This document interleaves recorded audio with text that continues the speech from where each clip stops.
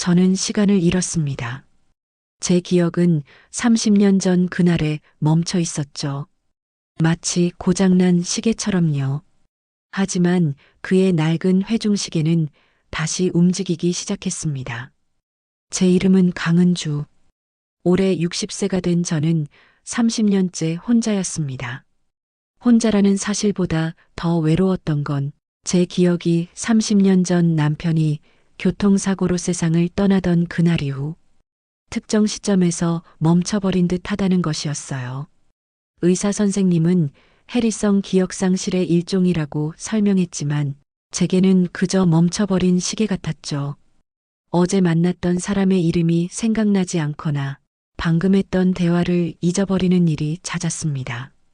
기억을 잃는다는 것은 과거를 잃는 것뿐만 아니라 현재와 미래까지 잃어버리는 일이라는 것을 그때 깨달았습니다. 저는 서울 외곽의 작은 한옥마을에서 느린 시간이라는 전통 찻집을 운영하고 있었습니다. 매일 아침 일찍 문을 열고 향긋한 차를 우리는 일상이 제 삶의 전부였죠. 손님들은 제 찻집의 고풍스러운 분위기와 제가 내어주는 차 맛을 좋아했지만 제 마음속 깊은 곳에는 늘 알 수 없는 공허함과 불안감이 자리하고 있었습니다. 가끔은 찻잔을 닦다가도 제가 왜 이 일을 하고 있는지, 어제는 무슨 일이 있었는지조차 혼란스러울 때가 있었죠. 문득 이 찻집의 이름처럼 제 삶의 시간도 느리게 그리고 외롭게 흘러가고 있다는 생각에 마음이 아려오기도 했습니다. 그러던 어느 날 찻집 문이 열리며 한 남자 손님이 들어섰습니다. 정재준 씨. 60대 초반으로 보이는 그는 낡았지만 잘 관리된 회중시계를 손에 들고 있었죠. 그는 자리에 앉자마자 그 시계를 꺼내 테이블 위에 올려놓고는 차분한 목소리로 국화차 한 잔 주시겠습니까? 향이 좋은 것으로요. 라고 말했습니다. 그의 눈빛은 깊었고 저는 차를 내어주면서 흘긋 그의 시계에 시선이 갔습니다. 오래된 물건이었지만 뭔가 사연이 있어 보였죠. 그는 차를 마시며 제 찻집 곳곳을 유심히 살폈습니다. 그리고는 찻집 분위기가 참 좋네요. 마치 시간이 멈춘 것 같아요. 라고 말했습니다. 그 말에 제 가슴이 철렁했습니다. 시간이 멈춘 것 같다는 말은 제게 너무나 뼈아픈 표현이었거든요. 멈춰버린 제 기억을 정통으로 꿰뚫는 말 같아. 괜히 민감하게 반응했나 싶었지만 그의 말이 계속 머릿속을 맴돌았습니다. 그 후로 재준 씨는 거의 매일 찻집을 찾아왔습니다. 항상 같은 자리에 앉아 같은 국화차를 마셨고 그 낡은 회중시계를 테이블 위에 꺼내 놓았습니다. 그는 말이 많은 편은 아니었지만 때로는 짧은 질문을 던지며 제게 관심을 보였습니다. 사장님은 언제부터 이 찻집을 운영하셨습니까? 찻집 이름이 느린 시간인데 특별한 의미라도 있나요? 그의 질문에 저는 어렴풋이 기억나는 대로 대답했습니다. 느린 시간이라는 이름은 제가 지은 것이지만 왜 그렇게 지었는지는 저도 정확히 알 수 없었으니까요. 그와 마주 앉아 있으면 이상하게 마음이 편안해지면서도 설명하기 어려운 울림이 있었습니다. 그는 마치 오래전부터 내 이야기를 알고 있었던 듯 내 작은 말버릇과 취향까지 자연스럽게 짚어냈습니다. 그럴 때마다 나는 고개를 끄덕이면서도 속으로는 묘한 의문을 떨칠 수 없었습니다. 왜 이렇게 낯설지 않은 걸까? 우리가 정말 처음 만난 게 맞는 걸까? 재준 씨는 제가 대답할 때마다 제 눈을 지그시 바라보았고 그의 시선은 제게 묘한 안정감을 주었습니다. 하지만 저는 왠지 모를 불안감에 사로잡히기도 했습니다. 이 남자는 대체 누굴까? 왜 자꾸 내 과거에 대해 궁금해하는 걸까? 그런 생각에 잠 못 이루는 밤도 있었습니다. 어느 날 그는 찻집을 나서며 조심스럽게 말했습니다. 사장님, 혹시 이 시계가 필요 없으시다면 제가 수리해 드릴 수 있는데 그는 제가 무심코 찻집 계산대 서랍에 넣어둔 고장난 낡은 손목 시계를 보고 있었습니다. 그 시계는 제 남편이 사고 나던 날 차고 있던 것이었습니다. 고장난 채로 멈춰버린 그 시계는 제 멈춰버린 기억처럼 제 마음속 아픔을 상징하는 물건이었죠. 아니에요, 괜찮습니다. 그냥 오래된 물건이라서요. 저는 단호하게 거절했습니다. 그 시계는 제게 너무나 고통스러운 기억이었으니까요. 하지만 그는 실망한 기색 없이 부드럽게 웃으며 돌아섰습니다. 알겠습니다. 그래도 언제든 마음이 바뀌시면 말씀해 주세요. 재준 씨와의 만남이 이어지면서 제 삶에 잔잔한 변화가 찾아왔습니다. 그는 저에게 차를 마시는 방법부터 찻잎을 보관하는 법, 심지어 찻집의 작은 소품 하나하나까지 세심하게 조언해 주었습니다. 이 닭이를 이렇게 놓으면 더 보기 좋을 것 같습니다. 이 찻잎은 조금 더 습기가 없는 곳에 보관하는 것이 좋습니다. 그의 조언은 늘 정확했고 찻집은 그의 손길이 닿을수록 더욱 생기를 찾아갔습니다. 덕분에 찻집을 찾는 손님들도 늘어났고 저는 활력을 얻기 시작했습니다. 그가 없는 날에는 찻집이 텅 빈 것처럼 느껴질 때도 있었습니다. 이제 저는 그의 방문을 기다리는 제 자신을 발견하게 되었죠. 그는 종종 찻집에 손님이 없을 때 제게 오래된 이야기들을 들려주었습니다.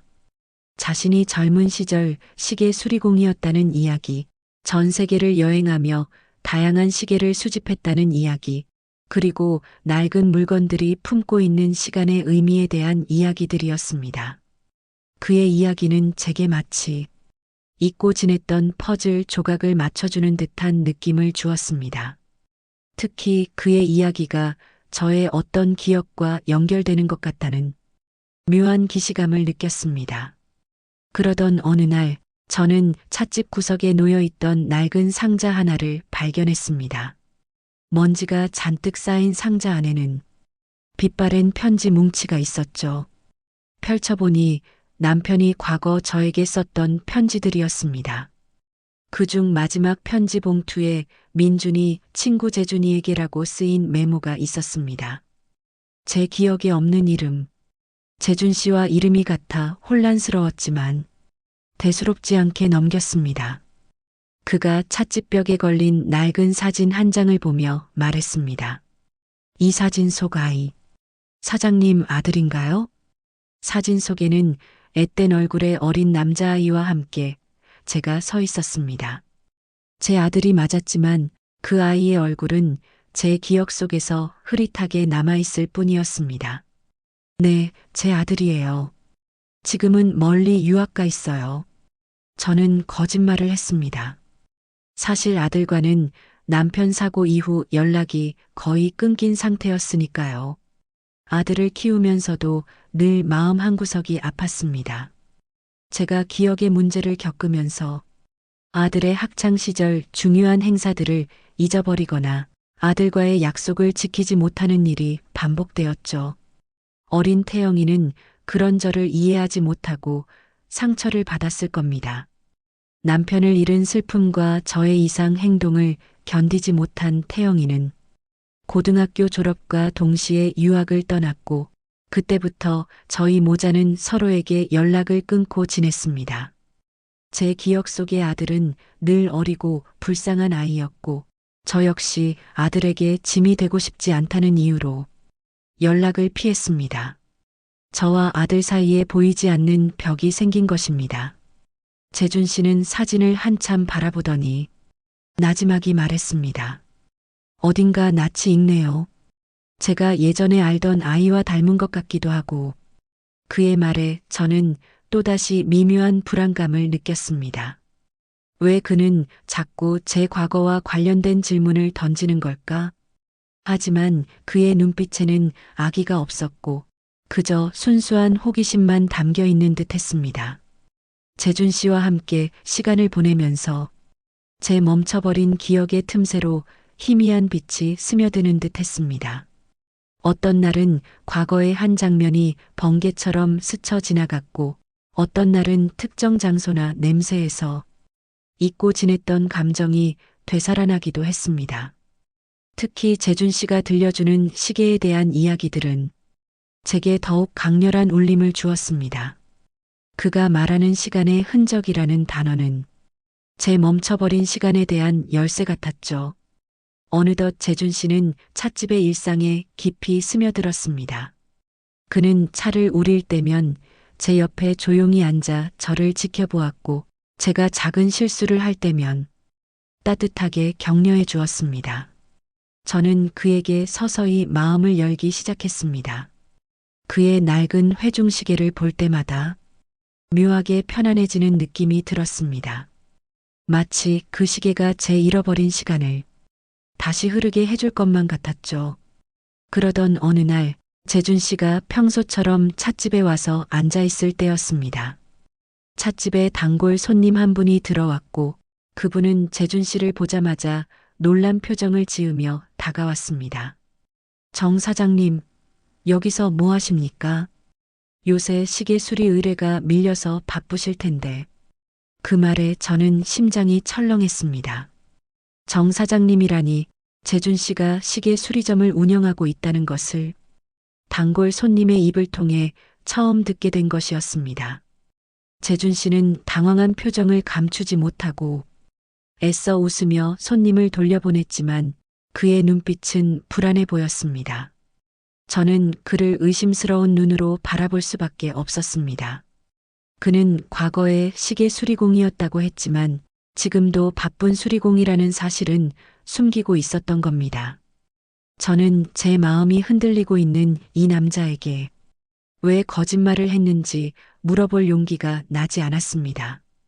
왜 거짓말을 한 걸까? 왜 자신의 정체를 숨긴 걸까?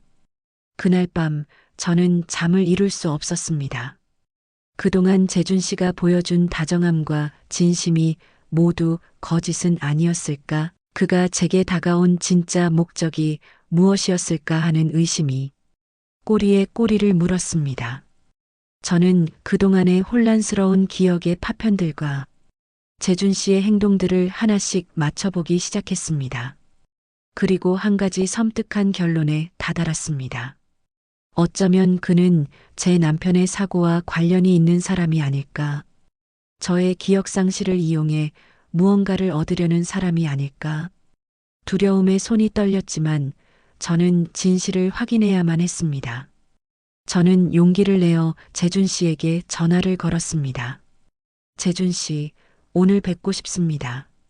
찻집 말고 다른 곳에서요. 다음 날 우리는 한적한 공원 벤치에 앉았습니다. 저는 떨리는 목소리로 물었습니다. 재준 씨는 시계 수리공이시죠? 왜 저한테 숨기셨나요? 재준 씨의 표정은 어두워졌고 그는 한참을 침묵했습니다. 그 침묵은 제 불안을 더욱 증폭시켰습니다. 저는 그가 저의 혼란을 이용하려는 사람이라고 믿어 의심치 않았습니다. 그는 주머니에서 낡은 수첩을 꺼내 제게 건넸습니다. 수첩 안에는 30년 전 제 남편과 재준 씨가 주고받았던 편지와 메모들이 있었습니다. 은주한테 이 회중식에 꼭 전해주게. 우리 은주 혼자 두지 말고 아들 태영이를 잘 부탁해. 마지막 장에는 남편의 필체로 쓰인 이 유언이 선명하게 남아 있었습니다.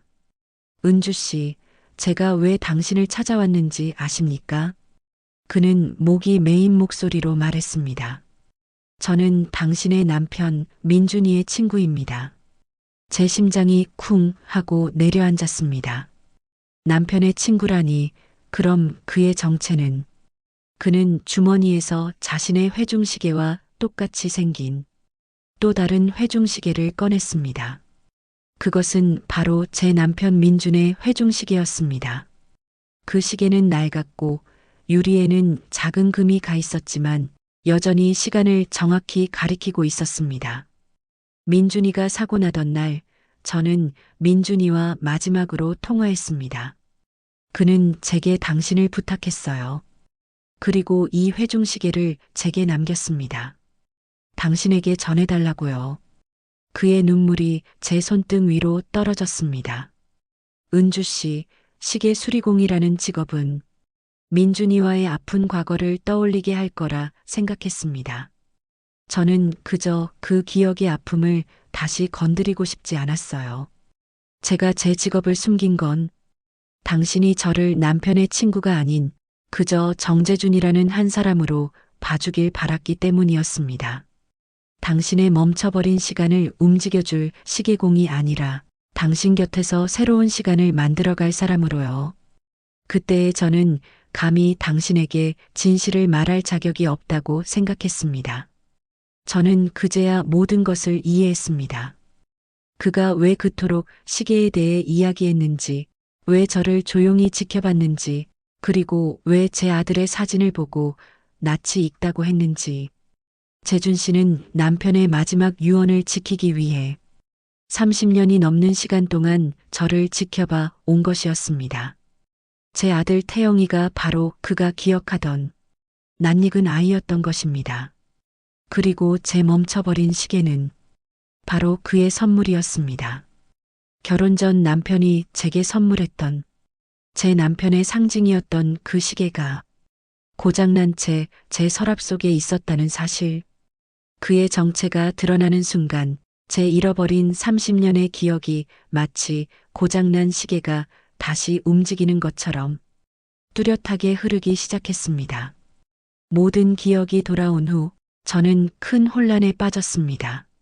제 남편의 친구가 30년 동안 저를 지켜봐 왔고 저는 그를 전혀 기억하지 못했다는 사실. 그리고 그가 제게 느끼는 감정이 단순한 우정이 아니었음을 깨달았을 때 제 마음은 더욱 복잡해졌습니다. 하지만 그 혼란 속에서도 한 가지 분명한 것은 더 이상 제 시간이 멈춰 있지 않다는 것이었습니다. 재준 씨는 제게 모든 진실을 털어놓았습니다. 남편 민준과의 우정, 민준의 마지막 부탁, 그리고 그 부탁을 지키기 위해 저를 멀리서 지켜보며 힘든 시간을 보냈던 그의 외로운 나날들까지. 재준 씨는 남편과의 약속을 지키기 위해 저와 태영이를 찾아왔다고 했습니다. 그는 제가 기억을 잃었다는 사실을 처음에는 알지 못했다고 했죠. 그저 남편을 잃은 충격으로 저를 알아보지 못한다고 생각했답니다. 하지만 시간이 지나면서 제 기억이 불완전하다는 것을 눈치챘다고 했습니다. 그때부터 그는 망설였다고 합니다. 은주 씨에게 다가서서 과거의 모든 아픔을 다시 떠올리게 하는 것이 옳은 일일까? 이미 아들과도 멀어진 은주 씨에게 내가 오히려 더 큰 혼란을 주는 건 아닐까? 그는 그렇게 30년이 넘는 시간을 제 곁에서 그림자처럼 지켜봐 왔습니다. 찻집 느린 시간을 찾아온 것도 제가 기억의 문제로 힘들어하는 모습을 더 이상 외면할 수 없었기 때문이었다고 했습니다. 그는 자신의 존재가 제 삶에 도움이 될 것이라는 확신이 들었을 때 비로소 용기를 냈던 것입니다. 그리고 제가 조금씩 기억을 찾아가는 모습을 보면서 그는 다시금 희망을 느꼈다고 했습니다. 저는 재준 씨에게 물었습니다. 당신은 왜 저를 그렇게까지 지켜봐 주셨나요? 그는 제 눈을 바라보며 말했습니다. 민준이와의 약속도 있었지만 무엇보다 은주 씨가 행복하길 바랬습니다. 그리고 당신을 처음 본 순간부터 당신에게 특별한 감정을 느꼈습니다. 민준이의 아내로서가 아니라 그저 강은주라는 사람으로서요. 그의 고백에 제 눈에서는 뜨거운 눈물이 흘러내렸습니다. 그는 30년이 넘는 시간 동안 제 그림자처럼 저를 지켜봐 주었고 제 멈춰버린 시간을 다시 흐르게 해주었습니다. 저는 아들 태영이에게 용기를 내어 연락했습니다. 재준 씨의 도움으로 아들과의 잃어버린 연결고리를 다시 찾을 수 있었죠. 처음에는 어색했지만 조금씩 과거의 아픔을 치유해 나가는 과정을 겪었습니다. 아들의 연락처를 다시 찾고 그와 나눈 첫 통화는 마치 30년의 세월을 건너뛴 기적 같았습니다. 재준 씨가 제 아들의 성장을 지켜보며 몰래 찍어두었던 사진들을 보내주었을 때 저는 눈물을 멈출 수 없었습니다. 그 사진들 속에서 재준 씨는 늘 한 발짝 뒤에서 아들을 바라보고 있었고 그 모습에서 저는 그의 깊은 사랑과 헌신을 느낄 수 있었습니다. 이제 찻집 느린 시간은 더 이상 멈춰버린 시간을 의미하지 않습니다. 과거의 아픔을 치유하고 새로운 인연과 함께 새롭게 흐르는 시간을 의미하게 되었죠. 재준 씨는 더 이상 제 찻집의 손님이 아니라 제 삶의 가장 소중한 동반자가 되었습니다. 우리는 함께 찻집을 운영하며 낡은 시계들을 수리하는 공방도 함께 열었습니다. 그는 멈춰버린 시계를 다시 움직이게 했고 저는 그 시계들의 새로운 생명을 불어넣는 다기들을 만들었습니다. 그의 낡은 회중시계는 이제 제 찻집의 가장 소중한 보물이 되었습니다. 그 시계는 단순히 시간을 가리키는 것이 아니라 30년의 기다림과 헌신, 그리고 잃어버린 시간을 되찾아준 기적을 상징합니다. 저의 황혼은 결코 외롭지 않습니다. 재준 씨는 제 멈춰버린 시간을 다시 흐르게 해주었고, 저는 이제 그의 손을 잡고 새로운 시간을 만들어 나가고 있습니다. 사랑은 잃어버린 기억 속에서도 피어나는 꽃이라는 것을 저는 이제 압니다. 이것이 바로 제 삶의 두 번째, 그리고 영원한 사랑 이야기입니다.